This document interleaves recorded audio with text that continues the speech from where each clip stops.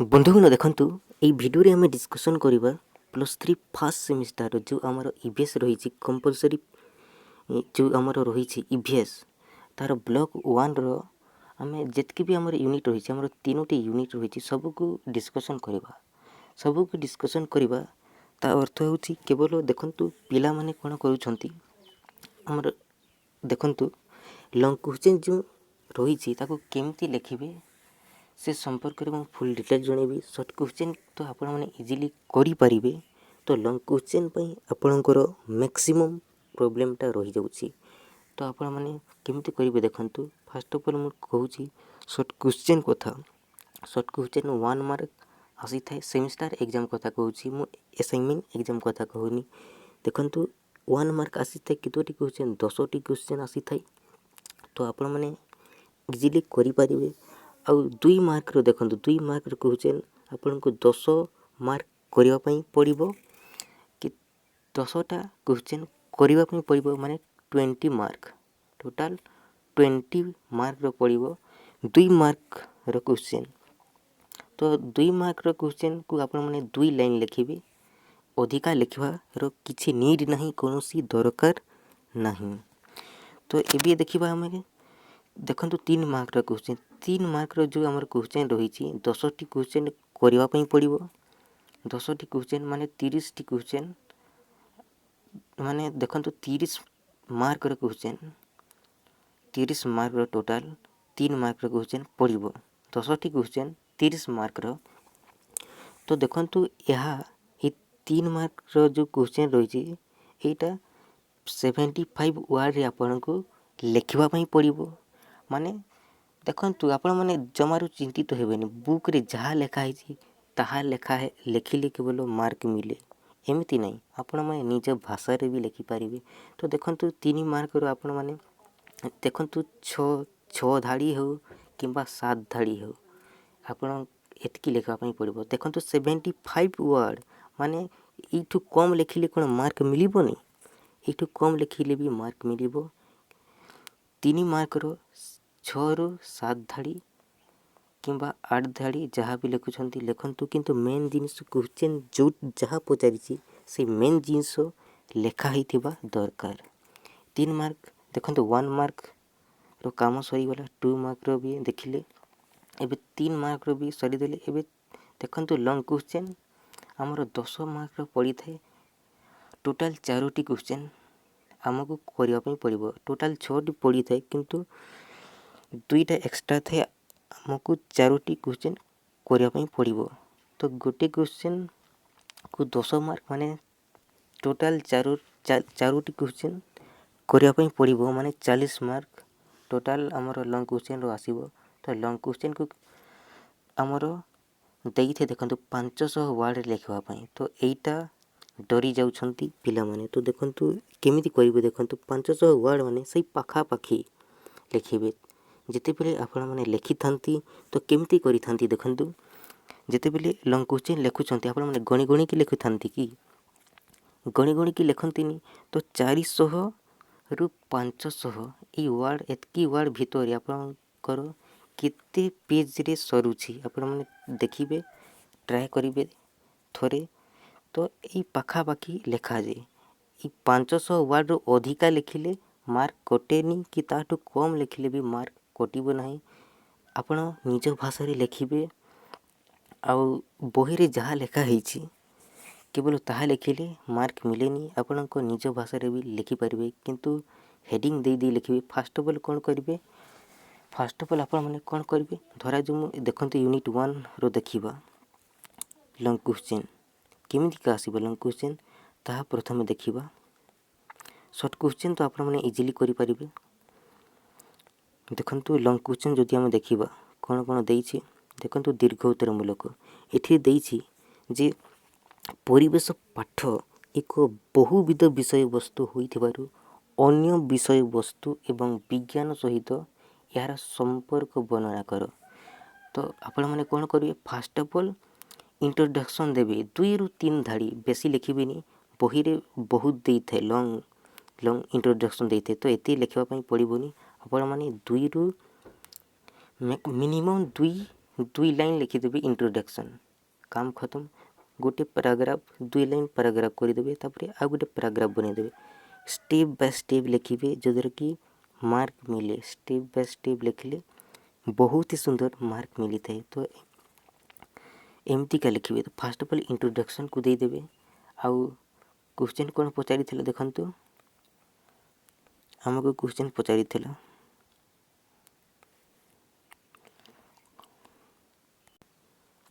देखु, बहुविध विषय वस्तु होइथिबारु अन्य विषय वस्तु आउ विज्ञान सहित किपरि संपृक्त बोली कहिछि। तो आपण माने सेटा को देदेवे। जदि फास्ट ऑफ ऑल आपण कौन करेंगे, इंट्रोडक्शन को देवाई छाड़े नहीं। फास्ट ऑफ ऑल उपक्रम को 2 लाइन लिखिदेवे। देखु 2 लाइन लिखिदेवे मेन जिनस को। देखु ए कौन देछि, परिवेश पाठ कहली कौन सेटा को प्रथम लिखिदेवे। कौन लिखिबे, समस्त वृक्षलता आउ जीव जगत आउ निर्जीव पदार्थ आम परिवेश रे रही। जेतकी भी आम परिवेश रे कौन कौन रही, वृक्षलता, समस्त जीव जगत, सजीव निर्जीव पदार्थ रही माने परिवेश रे जहाँ भी रही ताकू आमको शिखवाई पड़ो, ताकू पढ़ाई पड़ो। तो देखु एनवायरमेंटल स्टडीज, तेणुक आमर एनवायरमेंटल स्टडीज भी रही, आमर परिवेश पाठ भी रही। कहीं रही रही जे प्रत्येक मनीष, प्रत्येक व्यक्ति निजर सुस्थ समाज पाई, प्रकृति और परिवेश सुरक्षा पाई किपरि जत्नशील हेबे, किपरि जत्नशील हेबा आवश्यक। तेणुक ई परिवेश पाठटा रही। तो एमती इंट्रोडक्शन देदेवे। केवल निज भाषा रे लिखिबे इंट्रोडक्शन। केवल बुक रे जहाँ लिखाही ताहा लिखिले केवल मार्क मिलेनी, निज भाषा रे लिखिले भी मार्क मिली थाए। तापरे अन्य विषय वस्तु सहित किपरि बोली पचारि। तो जदि लिखापी चाहते देखु गोटे स्टेप रे लिखिदेवे। केबे ई परिवेश पाठटा आमर किए करिथिले, देखु क्यों मसीहा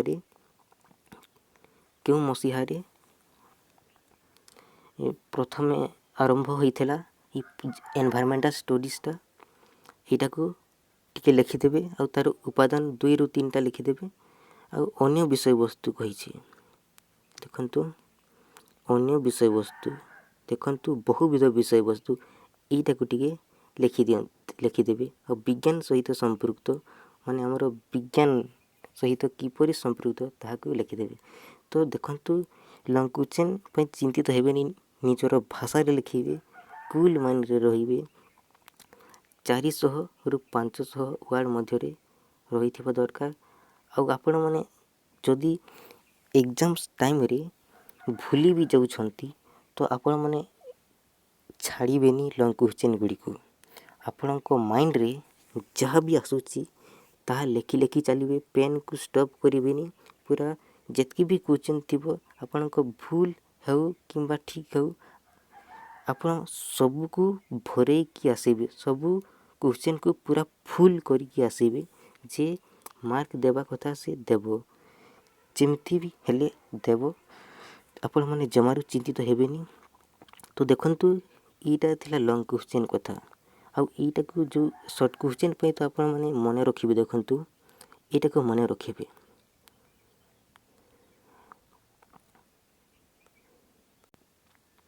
देखंतु ईटा मने रखिबे। देखंतु 1869 मसीहारे, देखंतु 1869 मसीहारू ई परिवेश पाठ एनवायरमेंट जो देखंतु एनवायरमेंट स्टडीज जो रही आउ एई अध्ययन रो प्रथम करी प्रचेष्टा आरंभ होइथिला 1869 मसीहारे।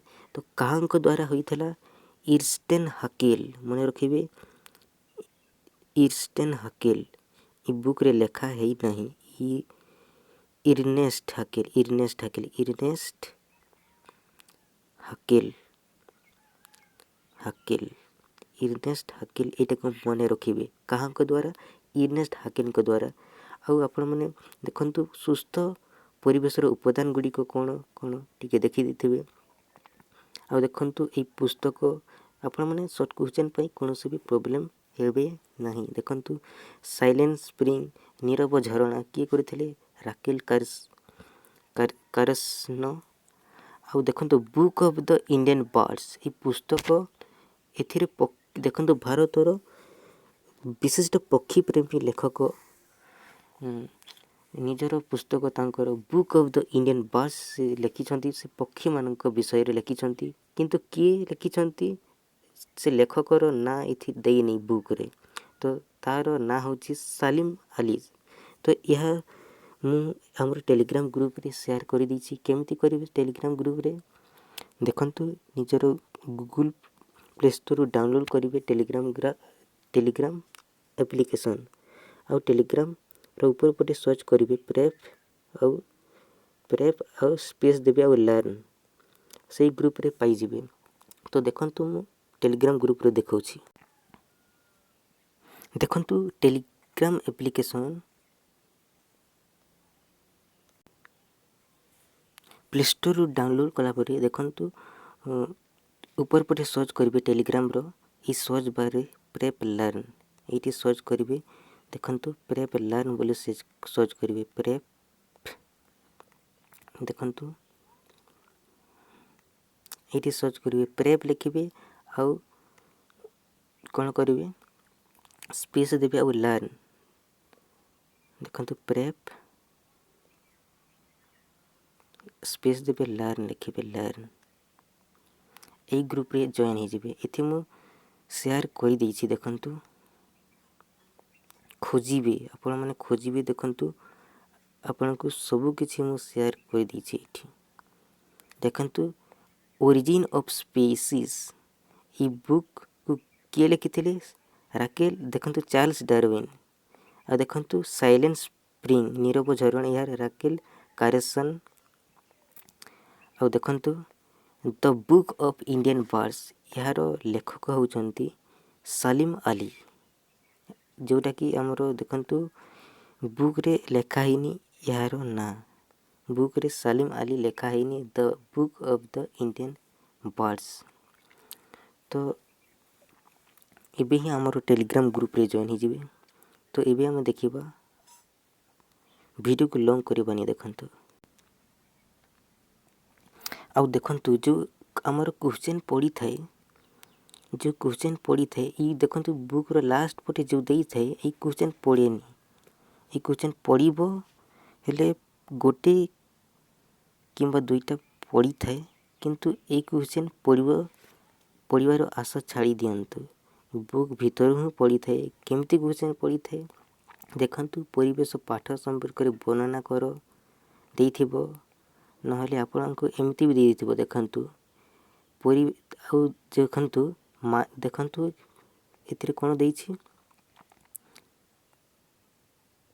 ଏଥିରେ ଆମକୁ ଦେଇଛି ଯେ ଦେଖନ୍ତୁ ପରିବେଶବିତ୍ ତାଙ୍କ ମତରେ ଦେଖନ୍ତୁ ପରିବେଶ ସୁରକ୍ଷା ନିମନ୍ତେ ତା'ର ନୀତି ନିୟମ ପାଳନର ଆବଶ୍ୟକତା ସମ୍ପର୍କରେ ବର୍ଣ୍ଣନା ଦେଇଥିବ। ଏମିତିକା ବହି ଭିତରୁ କ୍ୱେଶ୍ଚନ୍ ତିଆରି କରନ୍ତି ସେମାନେ ପରିବେଶ ପାଠର ସଂଜ୍ଞା ଆଉ ଉଦ୍ଦେଶ୍ୟ ସମ୍ପର୍କରେ। ଆଉ ତା'ର ଦେଖନ୍ତୁ ପରିବେଶବିତ୍ ମାନେ ତା'ର କ'ଣ କ'ଣ ନୀତି ନିୟମ ଆବଶ୍ୟକତା କ'ଣ କ'ଣ ରହିଛି ତା ସମ୍ପର୍କରେ ବର୍ଣ୍ଣନା ଦେଇଥିବ। ତ ଆପଣମାନେ କେମିତି କରିବେ? ଦେଖନ୍ତୁ ଏହାକୁ ଆପଣମାନେ କ'ଣ କରିବେ? ଦେଖନ୍ତୁ ଏତିକି ଆପଣମାନେ ମନେ ରଖିପାରିବେ କି? ଏତିକି ଦେଖନ୍ତୁ ପିଲାମାନେ ମନେ ରଖି ବି ପାରନ୍ତିନି। ତ କେମିତି ଆପଣମାନେ ନିଜ ଭାଷାରେ ଲେଖିବେ? ଦେଖନ୍ତୁ ଏଥିରେ କ'ଣ ଲେଖା ହେଇଛି? ଦେଖନ୍ତୁ ଏଥିରେ ଲେଖା ହେଇଛି ମଣିଷର ଜୀବନ ଜୀବିକା ପାଇଁ ପ୍ରକୃତିର ଦାନ ଅତୁଳନୀୟ। ତେଣୁ ପ୍ରକୃତିକୁ ଭଲ ପାଇବା ସହିତ ପ୍ରକୃତିର ଯତ୍ନ ନେବା ଆମମାନଙ୍କ ଦାୟିତ୍ୱ ହେବା ଉଚିତ। ଏଇଟା ଗୋଟେ ହେଉଛି ନୀତି ନିୟମ ଗୋଟେ ପରିବେଶବିତ୍ ମାନଙ୍କ ମତରେ। ତ ହେଡ଼ିଙ୍ଗ ଦେବେ ଆପଣମାନେ ଯେତେବେଳେ ପେନ୍ ଆଉ ପେପରକୁ ୟୁଜ୍ କରିବେ, ଏଥିରେ କ'ଣ ହେଡ଼ିଙ୍ଗ ଦେବେ? ପ୍ରକୃତିର ଯତ୍ନ ନେବା ଗୋଟେ ହେଡ଼ିଙ୍ଗ ଦେଇଦେବେ ଏମିତି। ଆଉ ଏଇ ହେଡ଼ିଙ୍ଗକୁ ନା ଆପଣଙ୍କ ଏକ୍ଜାମ୍ରେ କ'ଣ ଲେଖିବେ ତାହା ଭାବି ଚିନ୍ତିକି ନିଜ ଭାଷାରେ ଲେଖିବେ। ଏଇଟା ଗୋଟେ ନିୟମ ହୋଇଗଲା। ଗୋଟେ ହେଡ଼ିଙ୍ଗକୁ ଭାବି ଚିନ୍ତିକି ଲେଖିବେ। ଆଉ ଏଥିରେ ଦେଖନ୍ତୁ ଏଥିରେ କ'ଣ ଦେଇଛି, ପ୍ରତ୍ୟେକ ଦିନ ଆମ ପାଇଁ ପବିତ୍ର ଅଟେ। ତ ପ୍ରକୃତିର ଦେଖନ୍ତୁ ପ୍ରତିଦିନ ପ୍ରକୃତି ପରିବର୍ତ୍ତନ ହେଲେ ହିଁ ଆମ ପାଇଁ ନୂଆ ନୂଆ ତଥ୍ୟ ଆଣିବା ସହିତ ଋତୁ ପରିବର୍ତ୍ତନ କରିଥାଏ। ତ ଏହାର ହେଡ଼ିଂ ଆପଣମାନେ କ'ଣ କରିବେ, ପ୍ରକୃତିର ପରିବର୍ତ୍ତନ କରିଦେବେ, ପ୍ରକୃତିର ପରିବର୍ତ୍ତନ କରିଦେବେ, ଦୁଇଟା ହେଡ଼ିଂ। ତାପରେ ଦେଖନ୍ତୁ ଆଉ ନିଜ ଭାଷାରେ ଲେଖିବେ। ଆପଣ ନିଜେ ଗୋଟେ ହେଡ଼ିଂ ତିଆରି କରିଦେବେ ଆଉ ଗୋଟେ ମେନ୍ ୱାର୍ଡ଼କୁ ବାଛିବେ ଆଉ ତାକୁ ନେଇକି ଆପଣ ନିଜ ଭାଷାରେ ଲେଖିବେ। ଦେଖନ୍ତୁ ତାପରେ ଏଇଠି ଦେଖନ୍ତୁ, ଏଇଠି ଆପଣମାନେ ମେନ୍ ୱାର୍ଡ଼ କ'ଣ କରିବେ, ଜୀବଜଗତର ଧ୍ୱଂସ କରିବା, ଏଇଟା ମେନ୍ ୱାର୍ଡ଼ କରିଦେବେ ଆପଣମାନେ। ଆଉ ଏଥିରେ ଆପଣମାନେ କ'ଣ କରିବେ, ଦେଖନ୍ତୁ ମଣିଷ କୃତ ହେବା ଉଚିତ ଅନ୍ୟ ଜୀବ ଆଉ ଉଦ୍ଭିଦ ପ୍ରତି, ଆଉ କାରଣ ସେମାନଙ୍କ ପାଇଁ ଜୀବନ ଧାରଣ କରିବା ସମ୍ଭବ ହୋଇଛି। ତ ଦେଖନ୍ତୁ ଉଦ୍ଭିଦ ଆଉ ଜୀବମାନଙ୍କର ତା'ର ଜୀବନ ଧାରଣ କରିବା, ଆପଣମାନେ ମେନ୍ ୱାର୍ଡ଼ ବାଛିଦେବେ, ଜୀବନ ଧାରଣ କରିବା ଆଉ ଏହା ସମ୍ପର୍କରେ ଲେଖିଦେବେ ଜୀବ ଆଉ ଉଦ୍ଭିଦ। ଗୋଟେ ନିୟମ ନିଜ ଭାଷାରେ ଲେଖିବେ। କେବଳ ଏଇ ନିୟମ ଗୁଡ଼ିକୁ ଲେଖିଦେଲେ କେବଳ ମାର୍କ ମିଳେନି, ଆପଣ ନିଜ ଭାଷାରେ ବି ଲେଖିପାରିବେ। ଆଉ ଏଇଠି ଏମିତିକା ଆପଣମାନେ କରିପାରିବେ, ଏହାକୁ ଏମିତି ମନେ ରଖାଯାଏ। ଆଉ ଦେଖନ୍ତୁ ଜନସଚେତନତା କ'ଣ କ'ଣ ରହିଛି, ସମାଜ ପ୍ରତି, ସାଂସ୍କୃତିକ ପ୍ରତି ଆଉ ଅର୍ଥନୈତିକ ପ୍ରତି, ପ୍ରାକୃତିକ ପରିବେଶ ଧ୍ୱଂସ ହେଲେ କେମିତି କରାଯାଏ, ସବୁକିଛି ଦେଖିବା ପାଇଁ ପଡ଼ିବ। ଆଉ ଏକ୍ଜାମ୍ରେ ଯଦି କ୍ୱେଶ୍ଚିନ୍ ଦେଖନ୍ତୁ ଭୁଲି ଯାଉଛନ୍ତି ତ ଆପଣ ମାଇଣ୍ଡରେ ଯାହା ଆସୁଛି ପୁରା ଲେଖି ଲେଖି ଯିବେ, ପେନ୍କୁ ଷ୍ଟପ୍ ହିଁ କରିବେନି। ଆଉ କ୍ୱେଶ୍ଚିନ୍ର ଆନ୍ସର୍ ଆପଣ ଖାଲି ଛାଡ଼ିବେନି, ପୁରା ଫୁଲ୍ ଭରେଇ ଦେବେ। ସେ ଯିଏ ବି କ୍ୱେଶ୍ଚିନ୍ ଦେଖିବ ସେ ମାର୍କ ଦେବା କଥା ତ ଦେବ, ଆପଣମାନେ କୁଲ୍ ମାନରେ ରହିବେ। କିନ୍ତୁ ଯେତେବେଳେ ଏକ୍ଜାମ୍ ଦେବେ ପୁରା ଗୋଟେ ବି ଖାଲି ଛାଡ଼ିବେନି, ପୁରା ସବୁ ଭରେଇ ଦେବେ। ପିଲାମାନେ ଦେଖନ୍ତୁ ଟେନସନ୍ ନିଅନ୍ତି, ବେଶୀ ଟେନସନ୍ ନେଲେ ଏକ୍ଜାମ୍ ବି ବହୁତ ହିଁ ଖରାପ ହୋଇଥାଏ। ଆଉ ଆସାଇନମେଣ୍ଟ ଏକ୍ଜାମ୍ ପାଇଁ ଟେନସନ୍ ନେଉଛନ୍ତି କି? ଆସାଇନମେଣ୍ଟ ଏକ୍ଜାମ୍ ପାଇଁ ଟେନସନ୍ ନେବା ଛାଡ଼ି ଦିଅନ୍ତୁ। ଦେଖନ୍ତୁ ଆସାଇନମେଣ୍ଟ ଏକ୍ଜାମ୍ଟା ଦେଖି କରାଯାଏ, ମାନେ ତା ଅର୍ଥ ଆପଣଙ୍କୁ ବହି ଦିଆହେଇଛି, ବୁକ୍ ଦିଆହେଇଛି, ଘରେ ଯେତେବେଳେ ଏକ୍ଜାମ୍ ଦେବେ ମୋବାଇଲରେ ତ 4ଟା ବୁକ୍ ଦିଆହେଇଛି, ସେଟାକୁ ଖୋଲିବେ ଆଉ ଉତ୍ତର ଖୋଜିବେ ଆଉ ଆନ୍ସର୍ ଦେବେ। ଦେଖନ୍ତୁ 50ଟା କ୍ୱେଶ୍ଚିନ୍ 2 ମାର୍କ, 50ଟା କ୍ୱେଶ୍ଚିନ୍ ଆସିବ, 2 ମାର୍କ ପଡ଼ିବ। ତ ଆପଣଙ୍କୁ ଖୋଜିକି କରିବା ପାଇଁ ପଡ଼ିବ। ଆସାଇନମେଣ୍ଟ କ୍ୱେଶ୍ଚିନ୍ଟା ଦେଖି କରାଯାଏ, ବୁକ୍ରୁ ଖୋଜିକି କରାଯାଏ। ତେଣୁକରି ମୋବାଇଲରେ ହେଉଛି ଅନଲାଇନ୍ରେ। କେବଳ ସେମିଷ୍ଟାର ଏକ୍ଜାମ୍ଟା ଲେଖିବା ପାଇଁ ପଡ଼ିବ, କଲେଜ ଯିବାକୁ ପଡ଼ିବ। ତ ଆସାଇନମେଣ୍ଟ ଏକ୍ଜାମ୍ ପାଇଁ ଟେନସନ୍ ନେବେନି, ବୁକ୍ ଦିଆହେଇଛି ବୁକ୍ରୁ ଖୋଜିବେ। ଆଉ ଆପଣଙ୍କୁ ଟାଇମ୍ କେତେ ଦିଆହେଉଛି ଦେଖନ୍ତୁ, 1 ଘଣ୍ଟା 30 ମିନିଟ୍, 1 ଘଣ୍ଟା 30 ମିନିଟ୍ ଆଉ 50ଟା କ୍ୱେଶ୍ଚିନ୍ ଇଜିଲି କରିପାରିବେ ଆପଣ। ବହୁତ ହିଁ ଟାଇମ୍ ଦିଆହେଉଛି।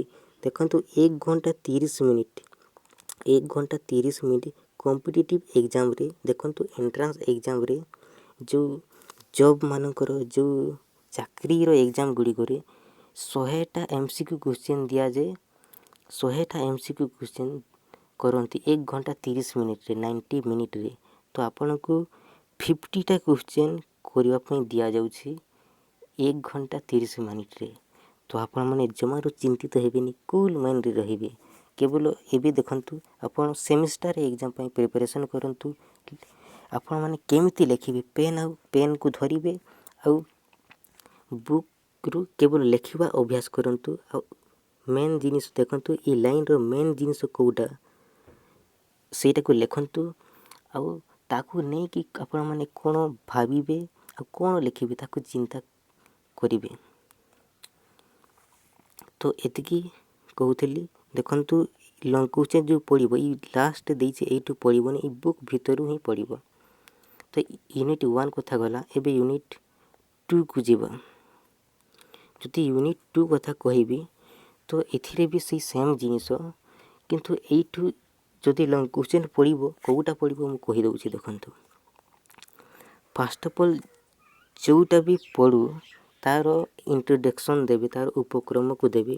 ଦେଖନ୍ତୁ ଏଥିରେ ଏତିକି ଦେଇଛି, ଏତିକି ଆପଣଙ୍କୁ ଲେଖିବା ପାଇଁ ପଡ଼ିବନି। ଆପଣ ଜମାରୁ ଚିନ୍ତିତ ହେବେନି। 2ରୁ 3ଟା ମେନ୍ ଜିନିଷ ଲେଖିବେ। ନିଜ ଭାଷାରେ ବି ଲେଖନ୍ତୁ, କୌଣସି ପ୍ରୋବ୍ଲେମ୍ ନାହିଁ। ଆପଣଙ୍କୁ ମାର୍କ ଦେବେ, ଆପଣଙ୍କୁ ମାର୍କ ଦିଆଯିବ। ଦେଖନ୍ତୁ ପୃଥିବୀ ହେଉଛି ଏମିତିକା ଗ୍ରହ, ଦେଖନ୍ତୁ ଏମିତିକା ଗୋଟେ ଗ୍ରହ, ଆମର ଗୋଟିଏ ମାତ୍ର ଗ୍ରହ ଯେଉଁଠାରେ ଜୀବନ ସମ୍ଭବ। ଆଉ ଆମର ପୃଥିବୀର ଜଳ, ସ୍ଥଳ, ବାୟୁମଣ୍ଡଳ ପରିବେଶର ଅନ୍ତର୍ଗତ। ଆଉ ଯଦି ଆମେ କହିବାକୁ ଗଲେ ଦେଖନ୍ତୁ ଆମର ଚତୁଃପାର୍ଶ୍ୱରେ ଯେତିକି ବି ପଦାର୍ଥ ଗୁଡ଼ିକ ରହିଛି, ଯେତିକି ବି ରହିଛନ୍ତି, ତାକୁ ଆମେ କ'ଣ କହିବା? ତାକୁ ଆମେ ପରିବେଶ କହିଥାଉ। ତ ଏମିତିକା ଇଣ୍ଟ୍ରୋଡକ୍ସନ୍ ଦେବେ ନିଜ ଭାଷାରେ। ତ ଏତିକି ବହୁତ ସାରା ଲେଖିବା ପାଇଁ ପଡ଼ିବନି। ମେନ୍ ଜିନିଷକୁ ଲେଖିବେ। ଆଉ ଦେଖନ୍ତୁ ଏ ପରିବେଶର ଅନୁକୂଳ ଆଉ ପ୍ରତିକୂଳ ପରିସ୍ଥିତିକୁ ନେଇ ଏ ଜୀବଜଗତର ସଂଖ୍ୟାରେ ବୃଦ୍ଧି ଆଉ ହ୍ରାସ ପରିଲକ୍ଷିତ ହୋଇଥାଏ। ଏଇଟା ଗୋଟେ ମେନ୍ ଲାଇନ୍ ଅଟେ, ମନେ ରଖିବେ। ଆଉ ସଂଜ୍ଞାରେ କ'ଣ ମନେ ରଖିବେ? ଦେଖନ୍ତୁ 1950 ମସିହା ପୂର୍ବରୁ ନିଜ ଘରର ଚାରିପାଖରେ ଯେତିକି ବି ରହିଛି ନା, ସେଇଟାକୁ ପରିବେଶ କହୁଥିଲେ। ନିଜ ଘରର ଚାରିପାଖରେ ଯାହା ରହିଛି, ନିଜର ଘର ଚାରିପାଖରେ।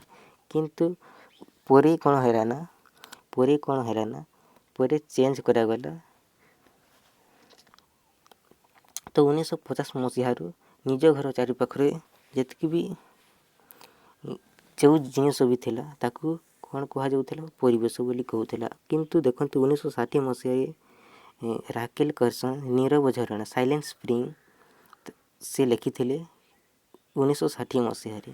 ଆଉ ପରବର୍ତ୍ତୀ ସମୟରେ ଚେଞ୍ଜ ହୋଇଗଲା, ପରିବେଶର ସଂଜ୍ଞାକୁ ଚେଞ୍ଜ କରାଗଲା, ବଦଳାଇ ଦିଆଗଲା।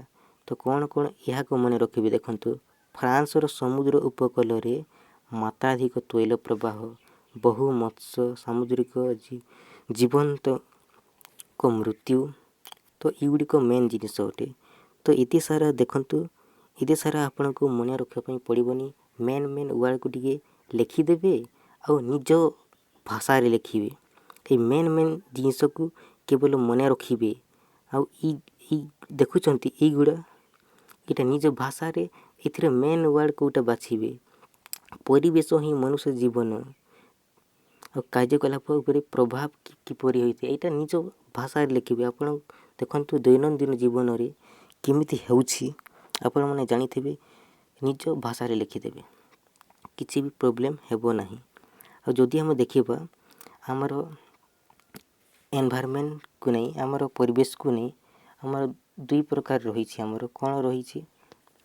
ଦେଖନ୍ତୁ ଗୋଟେ ଜୈବିକ ଆଉ ଗୋଟେ ଅଜୈବିକ। ବାୟୋଟିକ୍, ଯାହାର ଜୀବନ ଅଛି ତାକୁ ବାୟୋଟିକ୍ କୁହାଯାଏ। ଆଉ ଯାହାର ଜୀବନ ନାହିଁ ତାହାକୁ ଏବାୟୋଟିକ୍ କୁହାଯାଏ। ମନେ ରଖିବେ, ଯାହାର ଜୀବନ ଅଛି ତାକୁ ଜୈବ କୁହାଯାଏ ବା ଜୈବିକ ପଦାର୍ଥ କୁହାଯାଏ। ଆଉ ଯାହାର ଜୀବନ ନାହିଁ ତାକୁ ଅଜୈବିକ ବା ଏବାୟୋଟିକ୍ କୁହାଯାଏ। ତ ଏଇ ଚ୍ୟାପ୍ଟରରୁ ଲଙ୍ଗ କ୍ୱେଶ୍ଚନ୍ କ'ଣ ଆସିବ ତାହା ବି କହିଦେବି। ଦେଖନ୍ତୁ ଆପଣମାନେ ଜାଣିଥିବେ ଜୈବ କାହାକୁ କୁହାଯାଏ? ପ୍ଲାଣ୍ଟସ୍, ଏନିମଲ୍, ମନୁଷ୍ୟ ବି ହେଇଯାଉଛି। ଏବାୟୋଟିକ୍ ଲାଇଟ୍ ହେଇଗଲା, ୱାଟର, ଦେଖନ୍ତୁ ୱାଇନ୍, ଦେଖନ୍ତୁ ପବନ ହେଇଗଲା, ଦେଖନ୍ତୁ ଟୋପୋଗ୍ରାଫି ହେଇଗଲା, ସଏଲ୍ ହେଇଗଲା, ମାଟି ହେଇଗଲା, ଏଗୁଡ଼ିକ ହେଉଛି ଆମର ଏବାୟୋଟିକ୍। ଦେଖନ୍ତୁ ସବୁ ଯେତିକି ବି ଆପଣମାନେ କରିବେ, ଯେତିକି ବି ଲଙ୍ଗ କ୍ୱେଶ୍ଚନ୍ ଆସିବ ନା, ଫାଷ୍ଟ ଅଫ୍ ଅଲ୍ ଇଣ୍ଟ୍ରୋଡକ୍ସନ୍ ଦେଇଦେବେ, 2ରୁ 3 ଧାଡ଼ି ବେଶୀ ଦେବେନି। ଆଉ ଏଥିରେ ଆପଣଙ୍କର କେମିତି କ୍ୱେଶ୍ଚନ୍ ପଚାରିବ? ଦେଖନ୍ତୁ ଯଦି ପଚାରିବ ତ ପରିବେଶ ଆଉ ତା ସମ୍ପର୍କରେ ବର୍ଣ୍ଣନା କର ପଚାରିବ। ପରିବେଶର ସଂଜ୍ଞା ଆଉ ତା'ର କ'ଣ ପଚାରିବ? ଦେଖନ୍ତୁ ପରିବେଶ ଆଉ ତା'ର ବିଭକ୍ତିକରଣ ସମ୍ପର୍କରେ ବର୍ଣ୍ଣନା କର ଦେବ। ଯଦି ଏମିତି କ୍ୱେଶ୍ଚନ୍ ପଡ଼ିବନି ତ ସର୍ଟ କ୍ୱେଶ୍ଚନ୍ ଆସିବ ହେଲା। ଆଉ ଗୋଟେ ଜିନିଷ ମନେ ରଖିବେ, ଆଉ ଗୋଟେ କ'ଣ ପଡ଼ିବ? ଦେଖନ୍ତୁ ମୁଁ କହିଦେଉଛି, ଆପଣମାନେ ଏଗୁଡ଼ିକ ଜାଣିଛନ୍ତି। ପରିବେଶକୁ ଦୁଇ ଭାଗରେ ବିଭକ୍ତ କରାଯାଏ। ପୁଣି ଲଙ୍ଗ କ୍ୱେଶ୍ଚିନ୍ କ'ଣ ପଡ଼ିବ ମୁଁ ଡାଇରେକ୍ଟ କହିଦେଉଛି। ଦେଖନ୍ତୁ, ଜୈବ ବିବିଧତା ଏଗୁଡ଼ିକ 3 ମାର୍କର କ୍ୱେଶ୍ଚିନ୍ ପଡ଼ିବ କିମ୍ବା 2 ମାର୍କର କ୍ୱେଶ୍ଚିନ୍ ପଡ଼ିବ କିମ୍ବା 1 ମାର୍କ ପଡ଼ିବ। ଆଉ ଏଇଟାକୁ ମନେ ରଖିବେ, ଏଇ ମେନ୍ ୱାର୍ଡ଼ ଗୁଡ଼ିକ, ଏଇ ମେନ୍ ୱାର୍ଡ଼ ଯେଉଁଟାକି ବହୁତ ଇମ୍ପୋର୍ଟାଣ୍ଟ ଅଟେ। ତ ବେଶୀ ଲଙ୍ଗ ଭିଡ଼ିଓ ବନେଇବିନି ମୁଁ। ଆସନ୍ତା କାଲିଠୁ ମାନେ BOD 1କୁ ଷ୍ଟାର୍ଟ କରିବା। କେଉଁଥିପାଇଁ? ସେମିଷ୍ଟାର ଏକ୍ଜାମ୍ ପାଇଁ। ଆପଣମାନେ ଚିନ୍ତିତ ହେବେନି। ଆସାଇନମେଣ୍ଟ ଏକ୍ଜାମ୍ ପାଇଁ, ଆସାଇନମେଣ୍ଟ ଏକ୍ଜାମ୍ ପାଇଁ ତ ବୁକ୍ 4ଟି ଦିଆଯାଇଛି। ବୁକ୍ ସମସ୍ତେ ଖୋଲିବେ ଆଉ ଲେଖିବେ। ଆପଣଙ୍କର ଏକ୍ଜାମ୍ ଦେବେ। ଏକ୍ଜାମ୍ ଦେବା ପାଇଁ 1 ଘଣ୍ଟା 30 ମିନିଟ୍ ମାନେ 90 ମିନିଟ୍ ଦିଆହେଉଛି ଆଉ 50ଟା କ୍ୱେଶ୍ଚିନ୍। ଆଉ ମନେ ରଖିବେ, ଆସାଇନମେଣ୍ଟ ଏକ୍ଜାମ୍ ପାଇଁ 40% ମାର୍କ ରଖିଲେ ଆପଣ ପାସ୍ କରିବେ। ଯଦି 40% ଆପଣମାନେ କରିପାରୁନାହାନ୍ତି ତ ବ୍ୟାକ୍ ଲାଗିଯିବ, ଆପଣଙ୍କୁ ଆଉ ଥରେ ଏକ୍ଜାମ୍ ଦେବା ପାଇଁ ପଡ଼ିବ। ମାନେ ଦେଖନ୍ତୁ, ଆପଣ ମିନିମମ୍ ଦେଖନ୍ତୁ 20ଟା କ୍ୱେଶ୍ଚିନ୍ ନିହାତି ଠିକ୍ କରିଥିବା ଦରକାର। 20ଟା ବି କ୍ୱେଶ୍ଚିନ୍ ଆପଣମାନେ ସଠିକ୍ ଉତ୍ତର କରିପାରୁନାହାନ୍ତି ଦେଖି, ତାହେଲେ ଆଉ ମୁଁ କ'ଣ କହିବି ଆପଣଙ୍କୁ। ଆଉ ଗୋଟେ କ୍ୱେଶ୍ଚିନ୍କୁ ତ 2 ମାର୍କ। ଆଉ ଆପଣଙ୍କୁ ବହି ଖୋଜିବା ପାଇଁ ବି ଟାଇମ୍ ଦିଆହେଉଛି ଏତେ 1 ଘଣ୍ଟା 30 ମିନିଟ୍। ଆଉ ଅନ୍ୟ ଏକ୍ଜାମ୍ରେ ଦେଖନ୍ତୁ 100 ମାର୍କର କ୍ୱେଶ୍ଚିନ୍ ପଡ଼ିଥାଏ, 1 ଘଣ୍ଟା 30 ମିନିଟ୍ କରନ୍ତି। ସେଥିରେ ମ୍ୟାଥମେଟିକ୍ସ ଥାଏ, ଆଉ ଇଂଲିଶ ଥାଏ, ରିଜନିଂ ଥାଏ, GK ଥାଏ, ବହୁତ ସାରା ସାଇନ୍ସ ବି ଥାଏ। ତ ଏଥିରେ ଆମେ ଦେଖନ୍ତୁ ଏଇ ମେନ୍ ଜିନିଷକୁ ଦେଖିବେ। ଏଇ ମସିହା ଗୁଡ଼ିକ ଆଉ ପରିବେଶବିତ୍ କେଉଁ ପୁସ୍ତକ ରଚନା କରିଥିଲେ କ'ଣ କହିଦେବେ। ଏଥିରେ ମୁଁ କ'ଣ କହୁଥିଲି ଦେଖନ୍ତୁ, ଏଥିରେ କ୍ୱେଶ୍ଚିନ୍ ଆଉ କ'ଣ ଲଙ୍ଗ କ୍ୱେଶ୍ଚିନ୍ ପଡ଼ିବ ଦେଖନ୍ତୁ। ୟୁନିଟ୍ 2ରେ ଆଉ ଲଙ୍ଗ କ୍ୱେଶ୍ଚିନ୍ କ'ଣ ପଡ଼ିବ ଦେଖନ୍ତୁ। ଏ ବୁକ୍ ଭିତରୁ ହିଁ ପଡ଼େ, ଏଇ ଲାଷ୍ଟ ପଟେ ଦେଇଥାଏ ସେଇଟା ପଡ଼େନି, ମନେ ରଖିବେ। ଯଦି ପଡ଼ୁଛି ତ ବହୁତ ବଢ଼ିଆ। ଆଉ ଗୋଟେ କ୍ୱେଶ୍ଚିନ୍ ଲଙ୍ଗ କ୍ୱେଶ୍ଚିନ୍ କ'ଣ ପଡ଼ିପାରେ ଦେଖନ୍ତୁ। ଏଗୁଡ଼ିକ 2 ମାର୍କ କିମ୍ବା 3 ମାର୍କର କ୍ୱେଶ୍ଚିନ୍ ପଡ଼ିବ। 2 ମାର୍କ କିମ୍ବା 3 ମାର୍କ, 1 ମାର୍କ ସର୍ଟ କ୍ୱେଶ୍ଚିନ୍। ଆଉ ଯଦି ପଡ଼ିବ ଲଙ୍ଗ କ୍ୱେଶ୍ଚିନ୍ ବି ପଡ଼ିପାରେ। ବାୟୁମଣ୍ଡଳ ସମ୍ପର୍କରେ ବର୍ଣ୍ଣନା କର। ତ ଏଇଟାକୁ ଲେଖିଦେବେ ମେନ୍ ୱାର୍ଡ଼କୁ। ଏତେ ଲେଖିବା ପାଇଁ ପଡ଼ିବନି। ଯଦି ଲେଖିବା ପାଇଁ ଚାହୁଁଛନ୍ତି ଲେଖିପାରିବେ, କୌଣସି ପ୍ରୋବ୍ଲେମ୍ ନାହିଁ। ନିଜ ୱାର୍ଡ଼ ଲେଖିବେ, ଏଇଟା ଲେଖିବେ ଆଉ ତା'ର ଗୁଣ ଗୁଡ଼ିକ ସମ୍ପର୍କରେ ବର୍ଣ୍ଣନା କରିଦେଇଥିବ। ତ ଏଇଟାକୁ ବି ଦେଖିଦେବେ। ଏଥିରୁ ଲଙ୍ଗ କ୍ୱେଶ୍ଚିନ୍ କ'ଣ ପଡ଼ିବ? ଯଦି ପଡ଼ିବ ବାୟୁମଣ୍ଡଳ ତ ଏଇଟା ଟିକେ ଲେଖିଦେବେ। ଆଉ ଷ୍ଟେପ୍ ବାଇ ଷ୍ଟେପ୍ ଲେଖିବେ, ଯେମିତିକି 400ରୁ 500 ୱାର୍ଡ଼ ମଧ୍ୟରେ ଥିବ, ମାନେ ଏଇ ପାଖାପାଖି ଥିଲେ ଚଲିବ। କିନ୍ତୁ ମେନ୍ କ୍ୱେଶ୍ଚିନ୍ କ'ଣ ପଚାରିଛି ସେଇ ଜିନିଷଟା ଲେଖା ହେଇଥିବା ଦରକାର। ଆଉ ଗୋଟେ ଜିନିଷ ଦେଖନ୍ତୁ, ଆଉ ଗୋଟେ ଲଙ୍ଗ କ୍ୱେଶ୍ଚିନ୍ କ'ଣ ପଡ଼ିବ ଦେଖନ୍ତୁ। ଲଙ୍ଗ କ୍ୱେଶ୍ଚିନ୍ ଏଇଟା ପଡ଼ିବ। ଯଦି ନ ପଡ଼ିବ ତ ସର୍ଟ କ୍ୱେଶ୍ଚିନ୍ ପଡ଼ିବ।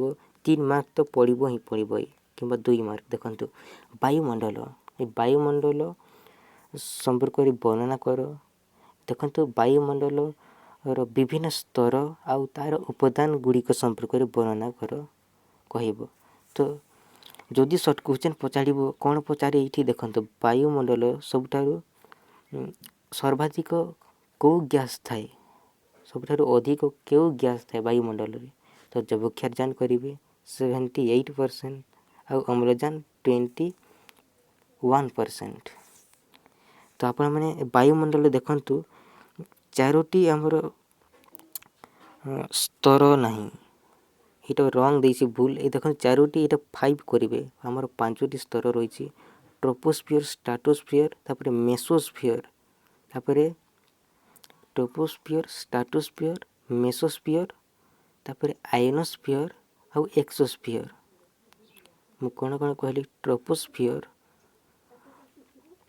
ଷ୍ଟ୍ରାଟୋସ୍ଫିୟର, ଟ୍ରୋପୋସ୍ଫିୟର, ତାପରେ ଷ୍ଟ୍ରାଟୋସ୍ଫିୟର, ତାପରେ ମେସୋସ୍ଫିୟର, ତାପରେ ଆୟୋନୋସ୍ଫିୟର, ତାପରେ ଏକ୍ସୋସ୍ଫିୟର। ଦେଖନ୍ତୁ ଏଇ ଟ୍ରୋପୋସ୍ଫିୟର ଆମେ ଯେଉଁ ଚଲାବୁଲା କରୁଛୁ, ଏ ସର୍ବନିମ୍ନ ସ୍ତରକୁ ଟ୍ରୋପୋସ୍ଫିୟର କୁହାଯାଏ। ଆଉ ତା ଉପର ସ୍ତରକୁ ଷ୍ଟ୍ରାଟୋସ୍ଫିୟର, ତା ଉପର ସ୍ତରକୁ ଆୟୋନୋସ୍ଫିୟର। ଆଉ ଏଇ ଆୟୋନୋସ୍ଫିୟରର ଅନ୍ୟ ନାମ ହେଉଛି ଥର୍ମୋସ୍ଫିୟର। ଆଉ ତା'ର ଉପର ସ୍ତରକୁ ଏକ୍ସୋସ୍ଫିୟର କୁହାଯାଏ। ତ ଏତିକି ଲେଖିବା ପାଇଁ ପଡ଼ିବନି, जदि लंग क्वेश्चन पड़ो तो एतकी लिखिबेनी 2 ରୁ 3 धाड़ी स्टेप बाय स्टेप लिखिबे। आपन को देखंतु 6टा देख 5टी लिखिबा पई पड़िबो। फर्स्ट ऑफ ऑल तो इंट्रोडक्शन देबे। इंट्रोडक्शन देला परे कोन करिवे ई गुडी को लिखिबे। कोन लिखिबे ईटे को लिखिबे किंतु एते बहुत सारा मोटा चौड़ा लिखिबा पई पड़िबो नाही। कोन कोन लिखिबा पई पड़िबो कोटा इंपोर्टेंट से गुडी को लिखिबा पई पड़िबो। देखंतु कोन लिखिबे ट्रोपोस्फियर होची सर्वनिम्न स्तर पृथ्वीर आउ केते किलोमीटर लिखिदेबे। आउ यहाँ को कौन कहुए यहाँ को पाणीपाग स्तर बोली कहुए एतकी लिखिदेबे। तापरे 2 नंबर के जी स्ट्रेटोस्फियर यहाँ हूँ ट्रोपोस्फियर ऊपर स्तर आउ ए स्तर रे हमरो झड़ वर्षा जो मेघ होता है जो देखंतु यही स्तर रे ओजोन गैस आउ क्षतिकारक अति बैगणी रश्मि एठारे शोषण होता है। जो सूर्य किरण आसुनी कि आमर डायरेक्टली आमर चर्म उपरे यदि पड़ी था तो आमर चर्म कैंसर होता। तेणुक यही स्ट्रेटोस्फियर ना अति बैगणी रश्मि क्षतिकारक अति बैगणी रश्मि यहाँ छाणी हो जाए कौटी स्ट्रेटोस्फियर। तार ऊपर स्तर को मेसोस्फियर कहुए। तार ऊपर स्तर को मेसोस्फियर और तार ऊपर स्तर को आयोनोस्फियर। तो युड़ी को लिखिबे। मेसोस्फियर कौन हुए ना जो ऊपर पटू जो वर्षा आसे जो जल जो वर्षा हुए तो जो वर्षा हुए तो ये जली जाए मेसोस्फियर जली जाए वर्षा गुड़ी को।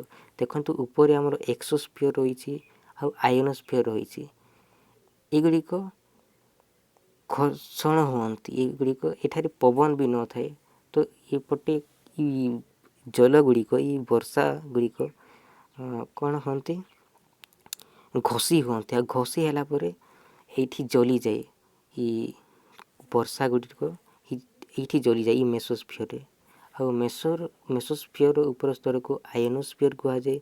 आउ आयोनोस्फियर अन्य नाम हूँ देखंतु थर्मोस्फियर एटा तृतीय स्तर अटे 3 नंबर स्तर अटे केते किलोमीटर ताकू लिखिदेबे। आउ जतक भी रेडियो तरंग हमर बेतार तरंग दूरदर्शन सब यही आयोनोस्फियर रही। तार ऊपर स्तर को एक्सोस्फियर कहुए यहाँ को भी मन रखिए। यहाँ भी गोटे लंग क्वेश्चन पड़ी पारे तो जदि सर्ट क्वेश्चन पड़ो केते बेले जिते बेले लंग क्वेश्चन पड़ी नथिबो सेते बेले सर्ट क्वेश्चन आसीबो। जदि सर्ट क्वेश्चन आसीबनी सेते बेले लंग क्वेश्चन आसीबो। तापर जदि हमें देखिबा देखंतु एटा को मन रखिबे। देखंतु एटा को भी मन रखिबे। देखंतु भूत्वक आउ बाह्य आवरण देखंतु क्रस्ट मांटल कोर ये दुईटा को ये तीनटा को मन रखिबे। क्रस्ट मांटल कोर देखंतु यहाँ को क्रस्ट कहुए यहाँ को मांटल कहुए यहाँ को कोर कहुए। आ मन रखिबे बही रे जहाँ लिखाई ताहा लिखिले हुएनी आपण निज भाषा रे भी लिखिदेबे। ये क्रस्ट रो ना अन्य नाम कौन सीमा सॉरी सियाल सियाल। आ मांटाल रो अन्य नाम कौन सीमा सीमा कहीं की मु कहिबी। आ कोर रो अन्य नाम कौन निफे निफे। देखंतु सियाल कहीं की कहुला क्रस्ट रो अन्य नाम सियाल कहीं की कहुला कहीं के ना इथिरे सिलिकॉन और एल्यूमिनियम द्वारा गठित होइछे ई क्रस्ट। आम चला बुला करूछु इस स्तर को यहाँ को क्रस्ट कहुए। क्रस्ट रे आम भूत्वक रो ऊपर स्तर को क्रस्ट कहुए भूत्वक कहुए। यह सिलिकॉन और एल्यूमिनियम द्वारा गठित होइछे तेणुक यहाँ को सियाल बोली कहुए। आ मांटाल ये मांटाल अन्य नाम सीमा यहाँ देखंतु सिलिकॉन और मैग्नीशियम द्वारा यह गठित होइछी तेणुक यहाँ को मांटाल कहुए। आ निफे निफे देखंतु कोर रो अन्य नाम होउछी निफे। एठारे देखंतु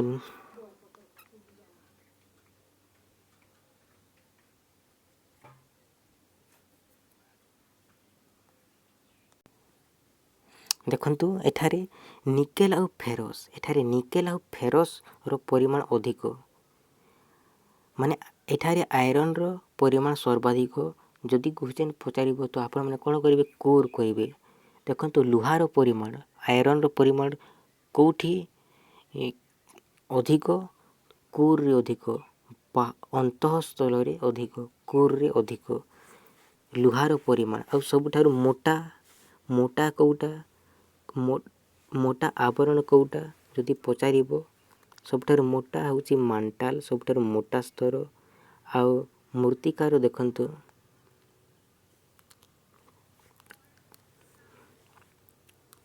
देखंतु ए क्रॉसटा देखंतु 8 रु 40 किलोमीटर मोटे रही आउ देखंतु केते मोटे रही एटा को टिके मन रखिबे 1900 रु 300 एटा को टिके मन रखिबे आउ बेसी किसी मन रखिबार किसी नीड नहीं कौन सी दरकार नहीं एमिति करिवे आउ मूर्तिकार भी से सेम जिनिस एबे आपण माने बुझी जाइथिबे केमिति करिवे क्वेश्चन को जैवमंडल यदि क्वेश्चन आसीबो लॉन्ग क्वेश्चन तो फास्ट ऑफ इंट्रोडक्शन देबे आ कोन कोन देछि इजीली लिखि पारिबे निज भाषा रे भी लिखंतु कोनोसे भी प्रॉब्लम हेबो नाही आ जीव समाज पाई परिवेश गुरुत्वपूर्ण कहीं यह टिके देखीदेवे कौन कौन लिखाई आ निज भाषा रे लिखिदेवे किसी प्रॉब्लम हेबो नहीं एबे 2 नंबर कंप्लीट करिदेले आमे 2 नंबर आमे कंप्लीट कले एबे कौन करिबा आ एठु आपण 3 मार्क रो क्वेश्चन पड़िबो जदि 3 मार्क रो क्वेश्चन पड़िबो आपण 6 रु 7 धाड़ी लिखिबे अधिक लिखबार किसी दरकार नहीं जदि जैवमंडल संपर्क पढ़ुचे देखंतु 3 मार्क क्वेश्चन बायुमंडल संपर्क जदि पढ़ुचे तो 6 रु 7 धाड़ी लिखिबे एबे जिबा हमें 3 नंबर क्वेश्चन माने 3 नंबर यूनिट 3 को भी सेम जिनिस करिवे देखंतु इथे देई देछि फर्स्ट ऑफ ऑल देखंतु हेडिंग तो देई देछि आपनकर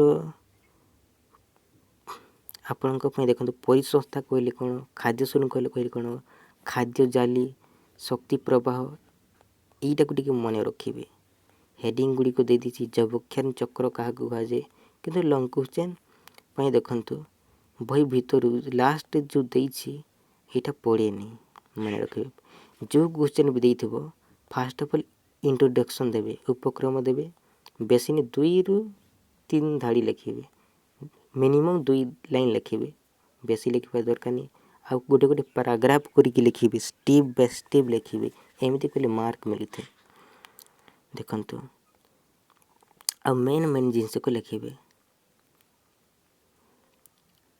देखंतु कहाँ को द्वारा हेतला इ ना गुरे टिके मन रखिबे अरिस्टोटल देखंतु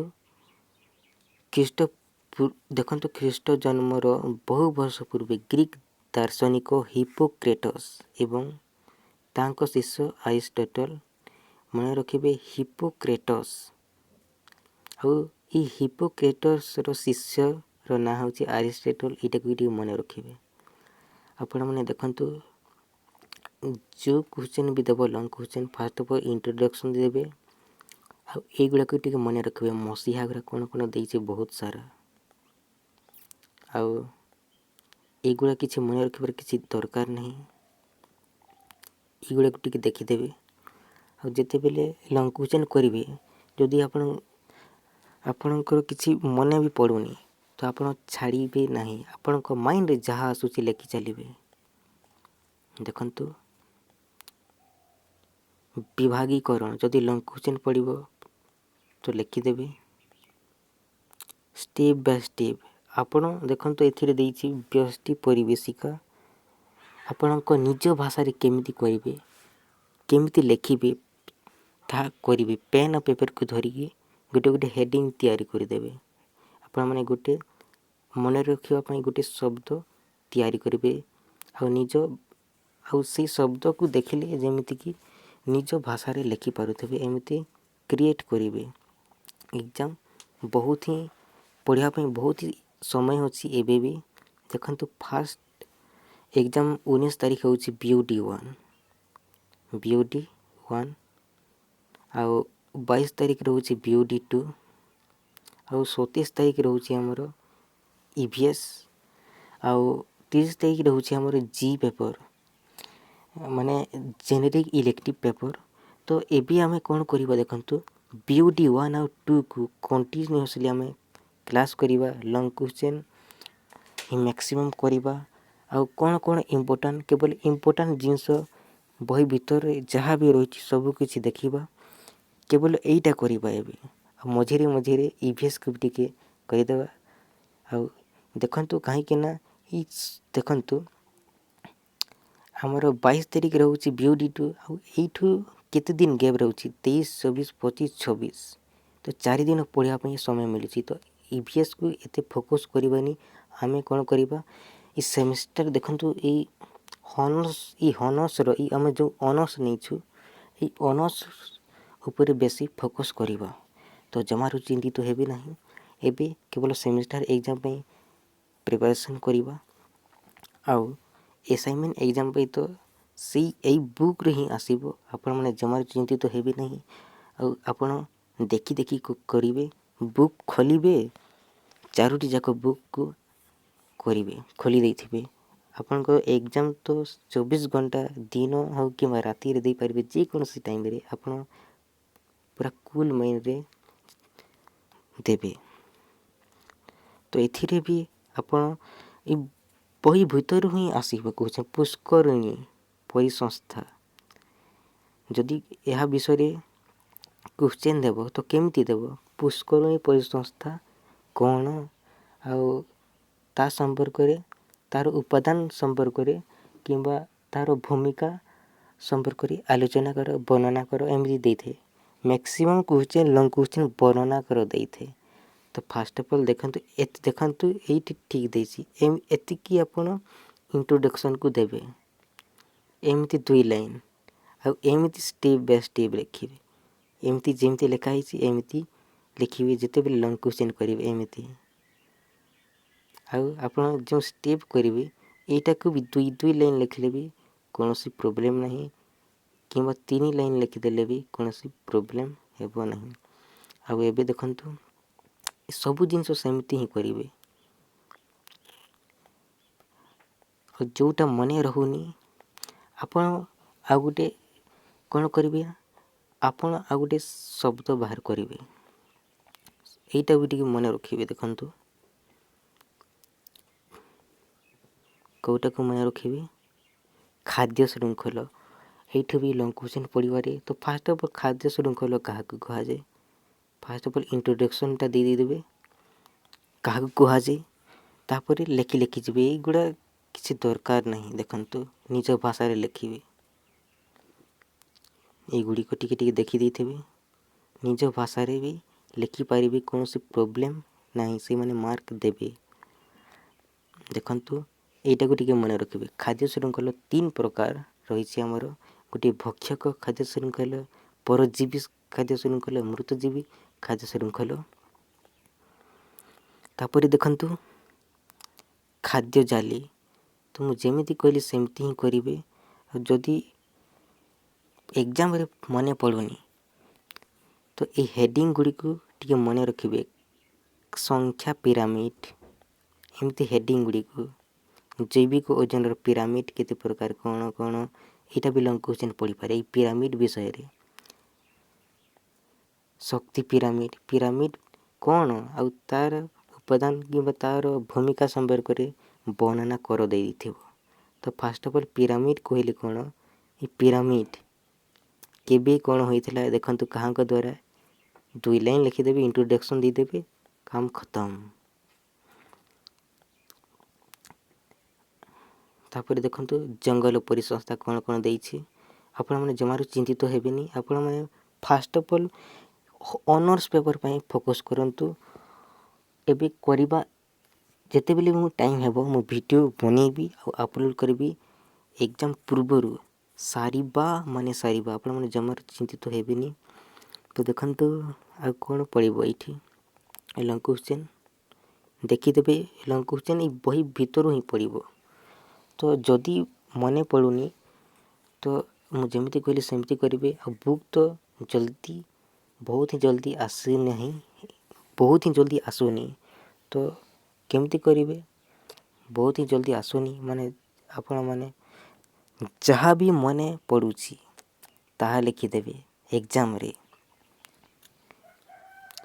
ମୁଁ କହିବା ଅର୍ଥ ହେଉଛି କ୍ୱେଶ୍ଚନ୍ କ'ଣ ପଚାରିଛି ସେଇ ରିଲେଟେଡ଼୍ ହେଇଥିବା ଦରକାର, କିନ୍ତୁ ନିଜ ଭାଷାରେ ଲେଖିବେ, କୌଣସି ପ୍ରୋବ୍ଲେମ୍ ନାହିଁ। ନିଜ ଭାଷାରେ ଲେଖିଲେ ବି କୌଣସି ପ୍ରୋବ୍ଲେମ୍ ନାହିଁ। ଆଉ ମନେ ରଖନ୍ତୁ, ମୁଁ କେବଳ ଜି ପେପର୍, ଯଦି ଇଲେକ୍ଟିଭ୍ କଥା କହିବି ତ ହିଷ୍ଟ୍ରି କରିବି, ହିଷ୍ଟ୍ରି ଓନ୍ଲି କରିବି।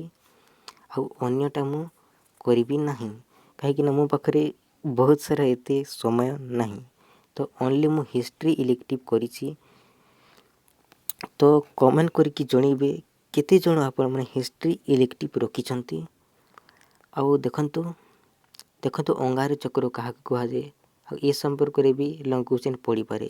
ତ ବହୁତ ଇମ୍ପୋର୍ଟାଣ୍ଟ ଜିନିଷ ଏଗୁଡ଼ିକ ନିଜ ଭାଷାରେ ବି ଲେଖିପାରିବେ। ଟିକେ ଦେଖି ଦେଇଥିବେ ଆପଣ ନିଜ ଭାଷାରେ। ଏଇଟା ଦେଖନ୍ତୁ ଦୈନନ୍ଦିନ ଜୀବନରେ ହୋଇଥାଏ, ଆମର ଲାଇଫ୍ରେ ହୋଇଥାଏ, ଆମର ଜୀବନରେ ହୋଇଥାଏ। ଯବକ୍ଷାର ଯାନ ଚକ୍ର ହୋଇଗଲା। ତ ଏଗୁଡ଼ିକ କେମିତି ମନେ ରଖିବେ? ଆପଣଙ୍କ ଡାଉଟ୍ କ୍ଲିଅର୍ ହୋଇଥିବ ତ ଆପଣମାନେ କମେଣ୍ଟ କରିକି ଜଣାଇବେ ଆପଣଙ୍କୁ କେମିତି ଲାଗିଲା ଭିଡ଼ିଓଟି। ଆଉ ଦେଖନ୍ତୁ ସାରାଂଶ ଦେଇଛି ଆପଣଙ୍କୁ, କେଉଁଟା ମେନ୍ ଜିନିଷ ସେଇଟା ଦେଇଛି।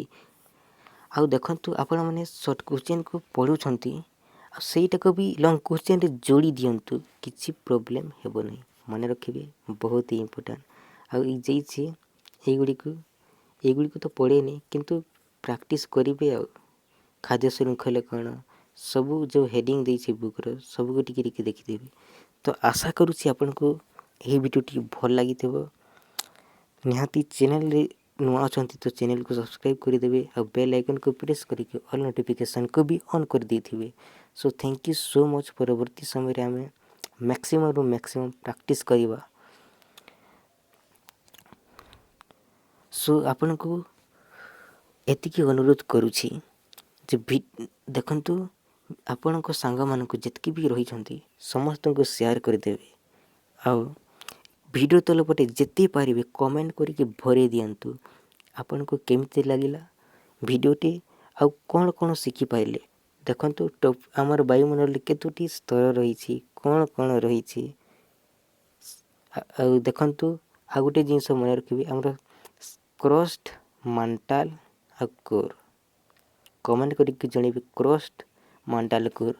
କ୍ରଷ୍ଟର ଅନ୍ୟ ନାମ କ'ଣ? ସିଆଲ। ସିଲିକନ୍ ଆଉ ଆଲୁମିନିୟମରେ ଗଠିତ। ମାଗ୍ନେସିୟମ୍ ସୀମା।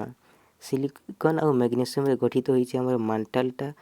ଆଉ କୋର୍, ଏଇ କୋର୍ଟା ନିକଲ ଆଉ ଫେରସରେ ଗଠିତ ହୋଇଛି। ସବୁଠାରୁ ମୋଟା କେଉଁଟା? ଏଇ ମାଣ୍ଟାଲଟା ହେଉଛି ସବୁଠାରୁ ମୋଟା। ଆଉ ସବୁଠାରୁ ଦେଖନ୍ତୁ କ'ଣ କହିବି, ଲୁହା କେଉଁଠି ମିଳିଥାଏ? ଆମର ସର୍ବାଧିକ ଲୁହା ଆମର ଆଇରନ୍ ଏଇ କୋର୍ରେ ମିଳିଥାଏ। ଏଇଟା କମେଣ୍ଟ କରିକି ଜଣାଇବେ, ବହୁତ ସୁନ୍ଦର ଲାଗିବ। ଆଉ କମେଣ୍ଟ କରିକି ଜଣାଇବେ ଭିଡ଼ିଓଟି କେମିତି ଲାଗିଲା।